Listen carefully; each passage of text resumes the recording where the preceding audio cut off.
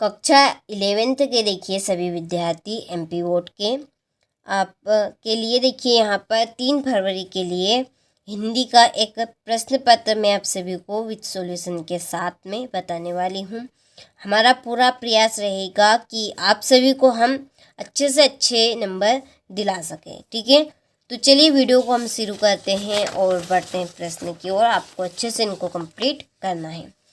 तो देखिए पहले प्रश्न में रहेंगे आपके सही विकल्प चुनिए। पहला है कि हिंदी साहित्य का स्वर्ण युग कहलाता है। तो हिंदी साहित्य का स्वर्ण युग क्या कौन सा कहलाता है आपका? कि वीरगाथा काल, रीतिकाल की भक्ति काल की आधुनिक काल। तो जो भक्ति काल है वो आपका हिंदी साहित्य का स्वर्ण युग कहलाता है। ठीक है, दूसरा है चम मल्लिकार्जुन का अर्थ है। तो चम मल्लिकार्जुन का अर्थ है आपका राम। तीसरा है प्रेमचंद्र का प्रसिद्ध उपन्यास है। तो प्रेमचंद्र का प्रसिद्ध उपन्यास है आपका गबन। ठीक है, इसका आंसर क्या रहेगा आपका? गबन रहेगा।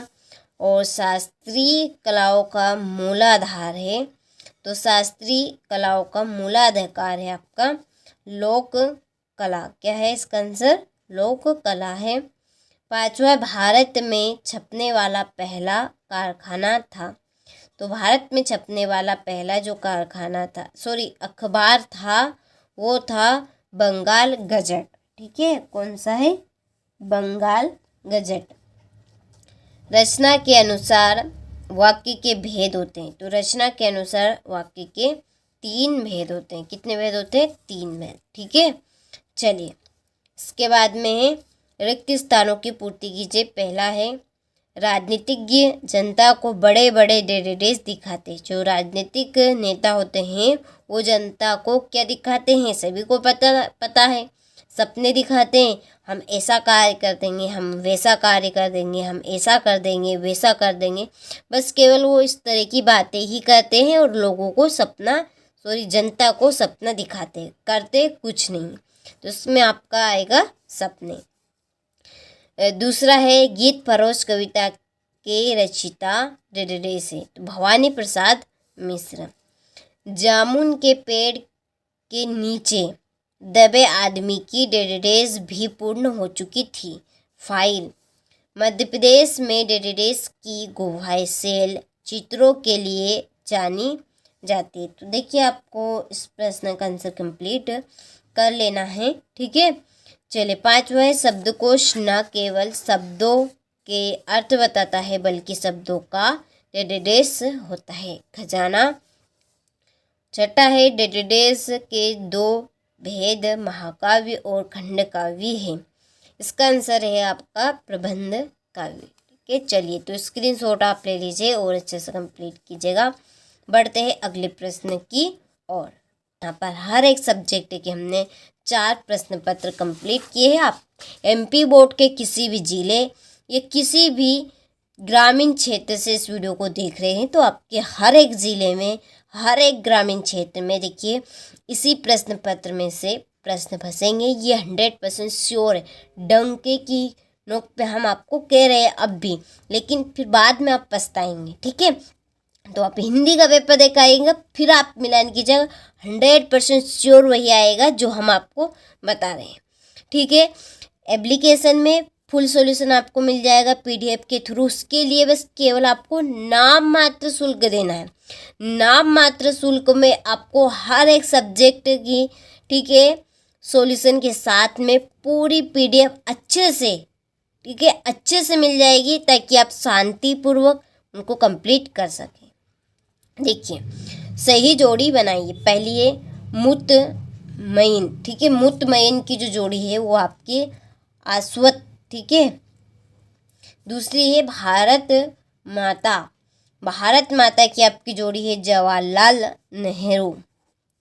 फिर है खड़ेड़ों की दानी, इसकी जोड़ी 120 कुइया।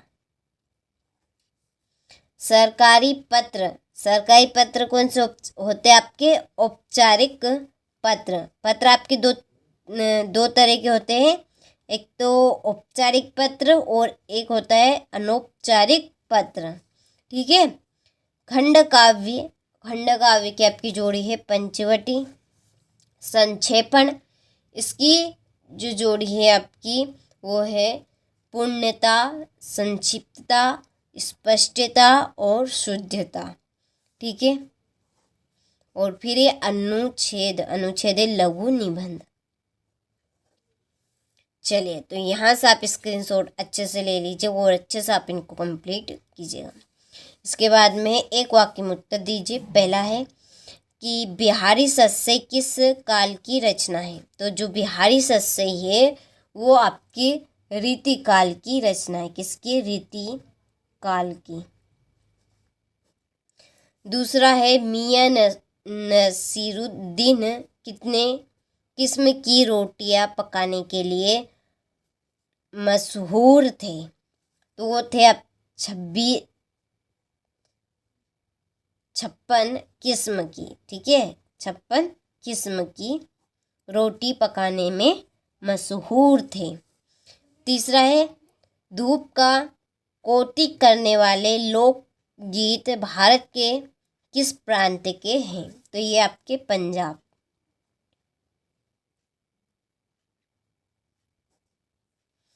चलिए, चौथा है कंपनी उम्मीदवार को किसके आधार पर चुनती है। तो सव्रत के आधार पर चुनती है।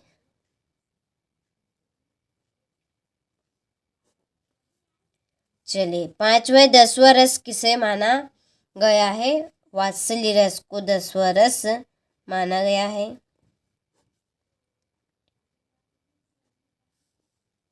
छठा है रोला छंद में यति कहाँ होती है। ठीक है, रोला छंद में यति 11 और 13 मात्राओं पे होती है। ठीक है, 11 और 13 मात्राओं पर यति होती है। यानी कि यति का यहाँ पर मतलब है ये पूर्णग्राम। इस तरह से पूर्णग्राम आपके, ठीक है, छंद में आता है। युग्म का अर्थ क्या है। युग्म का अर्थ है आपका जोड़ा। ठीक है, जैसे कि शुभ लाभ, लाभ हानि हो गई। ठीक है, भाई बहन हो गए, माता पिता। तो ये क्या आपका जोड़ा है, यही आपके शब्द युग्म है। ठीक है। चलिए, इसके बाद में सब सत्य पहला है कथेर पांचाली की शूटिंग करने के लिए बिल्कुल नया व सुसज्जित घर मिला। तो ये असत्य बात है। दूसरा है आपका बंटी तथा महाभोज उपन्यास मनु भंडारी की प्रसिद्धि के स्तंभ है। तो ये आपका सत्य है। तीसरा है बेबी के कुल 2 बच्चे थे। तो ये असत्य है। चौथा है फ्लैशबैक, ठीक है, तक वह तकनीक है जिसमें भविष्य में होने वाली घटना को दिखाया जाता है। तो ये आपका, ठीक है, ये आपका असत्य है। क्या आपका ये असत्य है। और रस को काव्य की आत्मा कहा जाता है। तो ये बात बिल्कुल राइट है। ही, तो, भी, तक आदि निपात शब्द है। तो बिल्कुल ये राइट आंसर। आँख मीच के ये आप सत्य इसमें लिख दीजिएगा। ठीक है। चलिए, इसके बाद में क्वेश्चन नंबर 6। ठीक है, प्रगतिवाद कविता की कोई 2 विशेषताएं लिखिए। ठीक है, देखिए यहाँ पर है आपकी प्रगतिवाद की 2 विशेषताएं। शोषितों के प्रति विद्रोह एवं शोषितों के प्रति सहानुभूति। दूसरी है सामाजिक यथार्थ का चित्रण। तीसरी ईश्वर के प्रति अनास्था का भाव। चौथा है नारी के प्रति मुक्ति का स्वर। ठीक है, 2 की जगह 4 लिखी हमने एक्स्ट्रा। ठीक है, ये आप इसका ये अथवा भारतेंदु युग की 2 प्रवृत्तियों बताइए। तो राष्ट्रीयता की भावना, सामाजिक चेतना का विकास, अंग्रेजी शिक्षा का विरोध, और चौथी है विभिन्न काव्य रूपों का प्रयोग। ठीक है, अच्छे से बहुत ही शानदार तरीके से हमने, ठीक है, लिखा भी है और पीडीएफ भी अच्छे से कंप्लीट की है। एप्लीकेशन पे आपको फुल सॉल्यूशन इस प्रश्न पत्र का मिल जाएगा। आप एप्लीकेशन तक कैसे पहुंचेंगे, डिस्क्रिप्शन में हमने नंबर दिए हैं, आप कॉल कर लीजिए। कॉल करने के बाद आपको पूरी जानकारी मिल जाएगी। फिर आपको भटकने की ज़रूरत ही नहीं पड़ेगी और परीक्षा से रिलेटिव कुछ भी पूछना हो तो वो आप साथ में पूछ सकते हैं। ठीक है, तो देखिए 8वां, हिंदी के 2 प्रमुख कहानीकारों के नाम और उनकी रचनाएं लिखिए। स्त्री के चरित्र की बनाई धारणा से रजनी का चेहरा किन मायनों में अलग है। ठीक है, शास्त्रीय गायकी से आप क्या समझते हैं? अंता व्यक्तित्व संचार का आशय स्पष्ट कीजिए। काव्य की परिभाषा देते उसके भेद। व्यंजना शब्द शक्ति को उदाहरण सहित स्पष्ट करना है। और यह आपका 14वां प्रश्न है। ठीक है, तो आप सभी को अच्छे से इन प्रश्नों को कंप्लीट कर लेना है। 18वां, क्रिकेट खेलने के ऊपर 2 मित्रों के मध्य संभावित संवाद लिखिए।